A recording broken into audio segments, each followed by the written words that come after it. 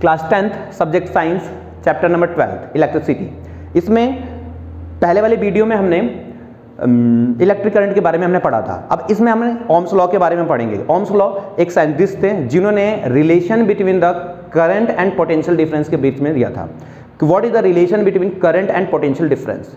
Main बात है कि करंट के बीच में और पोटेंशियल डिफरेंस के बीच में क्या रिलेशन है। तो हमने करंट ऑलरेडी पढ़ रखा है कि व्हाट इज करंट क्या होता है, और पोटेंशियल डिफरेंस पढ़ रखा है। करंट क्या होता है कि किसी कंडक्टर में, ठीक है, किसी कंडक्टर में the charge, the rate of current, the rate of charge flow per unit time is called current. Okay, अब पोटेंशियल डिफरेंस क्या होता है कि पोटेंशियल डिफरेंस क्या होता है कि पोटेंशियल डिफरेंस क्या होता है कि अगर कोई चार्ज यहाँ पे है, 2 पॉइंट है, और 2 पॉइंट में इस वाले पॉइंट से लेकर इस वाले पॉइंट में इस चार्ज को लेकर आने में जितना वर्क डन लगता है, इस वाले पॉइंट्स के इस वाले बीच में जितना इस चार्ज को लाने में वर्क डन लगता है उसे बोलते हैं पोटेंशियल डिफरेंस। ओके, तो उन दोनों के बीच में ओम्स लॉ ने रिलेशन दिया। क्या रिलेशन होता है उसके बारे में पढ़ेंगे। एट अ कांस्टेंट टेम्परेचर पे क्या the current flow through a conductor, at a constant temperature the current flow through a conductor is directly proportional to the current is directly proportional to the potential difference. Okay, cross its end. Okay, क्या बोला था उन्होंने कि भाई current is directly proportional to V. उन्होंने ये दिया कि भाई current is directly proportional to V, मतलब कि जितना करंट उतना ज्यादा डिफरेंस 2 पॉइंट के बीच में, 2 वायर के भी देख लेंगे। इन्होंने भाई लॉ दिया था ये। अब हम इसे बोल सकते हैं क्या, एट अ कांस्टेंट टेम्परेचर, ये ध्यान रखना, एट अ कांस्टेंट टेम्परेचर। ठीक, अब हम इसे बोल सकते हैं क्या कि जब ये एक दूसरे के प्रोपोर्शनल है तो हम क्या बोल सकते हैं कि V is also proportional to I। इसमें कोई दिक्कत नहीं होनी चाहिए क्योंकि I is proportional to V, तो हम क्या बोल सकते हैं कि V is also proportional to I। Okay, अब इस प्रोपोर्शनलिटी को हटाकर एक हम कांस्टेंट लगाते हैं और V इक्वल टू इस कांस्टेंट का नाम R रखते हैं और I हो जाता है। ठीक है, और ये जो है R जो है, R ही क्या होता है हमारा रेजिस्टेंस। ओके, ये R जो है, R क्या होता है हमारा, R रेजिस्टेंस होता है यहाँ पे,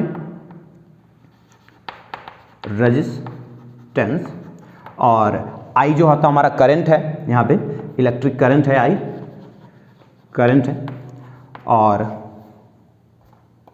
करंट है, और V जो हमारा पोटेंशियल डिफरेंस है। ठीक, तो ओम्स लॉ ने एक बहुत एक्सप्रेशन दिया था, एक फॉर्मूला दिया था, V equal to IR। Okay, अब यहाँ पे हम पढ़ेंगे रेजिस्टेंस क्या होता है, रेजिस्टेंस के बारे में, resistance of a conductor, resistance क्या होता है। तो एक चीज़ और, यहाँ से 2-3 फॉर्मूले पहले बन जाएंगे, 2-3 फॉर्मूले। यहाँ से V का तो फॉर्मूला बन गया, हम यहाँ से R का भी फॉर्मूला निकाल सकते हैं। R कैसे होगा, देखो यहाँ पे हमें यहाँ फॉर्मूला एक्सप्रेशन पता है, V इक्वल टू RI। ठीक है, R यहीं रहने दो, तो हमने R यहीं पे रहने दो, I को इधर लाओ, तो रेजिस्टेंस का फॉर्मूला बन गया V अपॉन I। ठीक है, रेजिस्टेंस का फॉर्मूला बन गया, यहाँ से V अपॉन I। यहाँ से करंट का फॉर्मूला बनाना है, तो करंट I इक्वल टू कितना हो जाएगा हमारा, V अपॉन R। ठीक है, करंट का फॉर्मूला ये हो जाएगा और रेजिस्टेंस का फॉर्मूला ये हो गया, V का फॉर्मूला ये हो गया। ठीक है, तो यहाँ से 3 फॉर्मूले हमारे हो जाते हैं। अब क्या है यहाँ पे, रेजिस्टेंस का हम देखते हैं। यहाँ पे रेजिस्टेंस पहले हम ये देखते हैं करंट। चलो पहले रेजिस्टेंस की बात कर लेते हैं, रेजिस्टेंस होता क्या है। ठीक है, तो रेजिस्टेंस क्या होता है कि हमने पढ़ा था पहले वाले वीडियो में कि एक अगर कंडक्टर है यहाँ पे, ठीक है, कंडक्टर है और उस कंडक्टर में बहुत सारे इलेक्ट्रॉन होते हैं, और इलेक्ट्रॉन जो होता है रेंडमली फ्लो करते हैं, रेंडमली इधर उधर फ्लो करते हैं। इस कंडक्टर में इलेक्ट्रॉन है और इलेक्ट्रॉन जो है रेंडमली इधर उधर फ्लो करेंगे। जब इधर उधर जब फ्लो करते हैं तो आप जनरल सी बात है टकराएंगे, कोलिजन करेंगे। जब कोलिजन करेंगे तो इनकी स्पीड भी कम होगी। देखो, जब इलेक्ट्रॉन बहुत सारे एक जगह है, अब इधर उधर जा रहे हैं तो टकराएंगे भी, और जब टकराएंगे तो क्या होगा, जब टकराएंगे तो इनके बीच में कोलिजन होगा। कोलिजन होने के बाद इनकी स्पीड स्लो हो जाएगी। जब स्पीड स्लो हो जाएगी तो क्या होगा, वो करंट को फ्लो करने में, मतलब आराम से फ्लो करेंगे। तो हमने क्या बोला था कि अगर इलेक्ट्रॉन इस डायरेक्शन में फ्लो करता है तो करंट जो है इस डायरेक्शन में जाता है। ठीक है, तो इलेक्ट्रॉन जो है लड़ रहे हैं, आराम से जा रहे हैं, कोलिजन कर रहे हैं, तो करंट भी यहाँ पे स्लो जा रहा है। ठीक है, तो क्या बोलेंगे, the property of due to which the oppose of electric current is called a resistance. Resistance क्या होता है कि जो करंट को अपोज करे, जो करंट को रुकावट पैदा करे, करंट को फ्लो करने में दिक्कत करे, ठीक है, करंट को फ्लो करने ना दे, उसे बोलेंगे क्या? रेजिस्टेंस।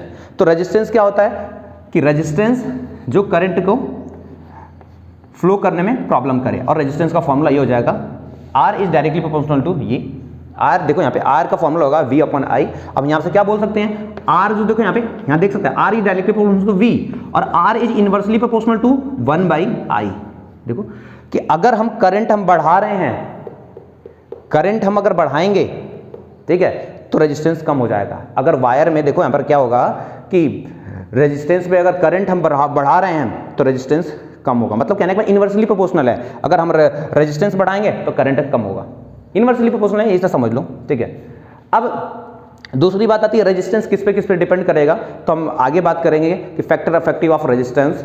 तो रेजिस्टेंस जो होता है, पहली बात लेंथ पे डिपेंड करेगा कि जितना बड़ा लेंथ उतना ज़्यादा रेजिस्टेंस, उसकी क्रॉस सेक्शन एरिया पे डिपेंड करेगा, जितना मोटा वायर उतना कम रेजिस्टेंस, ठीक है, इनवर्सली होता है, ठीक। और किस पे? अपनी लेंथ पे हो गया, एरिया क्रॉस सेक्शन पे हो गया, टेम्परेचर पे हो गया, और टेम्परेचर के अलावा भी मटेरियल पे भी होता है कि किस मटेरियल का वायर वो बना है, ठीक है। अब इतनी बातें हो गई ओम्स लॉ। अब ये